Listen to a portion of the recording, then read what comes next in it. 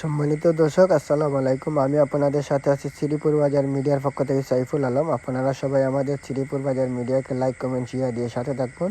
আপনাদের জন্য যে একটি ভিডিও নিয়ে আসছি, দুয়ারাবাজার উপজেলা পান্ডারগাঁও ইউনিয়ন 4 নং ওয়ার্ড পলিচর গ্রামের রাস্তার একটি দৃশ্য।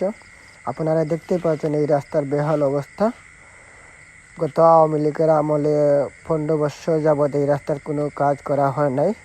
আমি বিশেষ করে অনুরোধ করছি আমাদের বাংলাদেশের প্রধানমন্ত্রী, বাংলাদেশ জাতীয়বাদী দল বিএনপির প্রধানমন্ত্রী ও আমাদের ছাত্র দ্বারা গণমানুষের নেতা, বিগত নির্বাচনের সংসদ সদস্য জনাব কলিমুদ্দিন আহমদ মিলন ও আমাদের সুনামগঞ্জ জেলার নতুন জেলা প্রশাসক, বাংলাদেশ জাতীয়বাদী দল বিএনপির অন্যতম সদস্য জনাব মিজানুর রহমান চৌধুরী মিজান সাহেবকে আমাদের এই পলিচরের বেহাল অবস্থা রাস্তার আমাদের পলিচর ওয়ার্ড গ্রামবাসীর পক্ষ থেকে আপনার সকলের নিকট বিনীত আহ্বান করা যাচ্ছে যে আপনারা অতি দ্রুত আমাদের এই রাস্তাটি দ্রুত কাজ করার জন্য আমাদের পলিচরবাসীর পক্ষ থেকে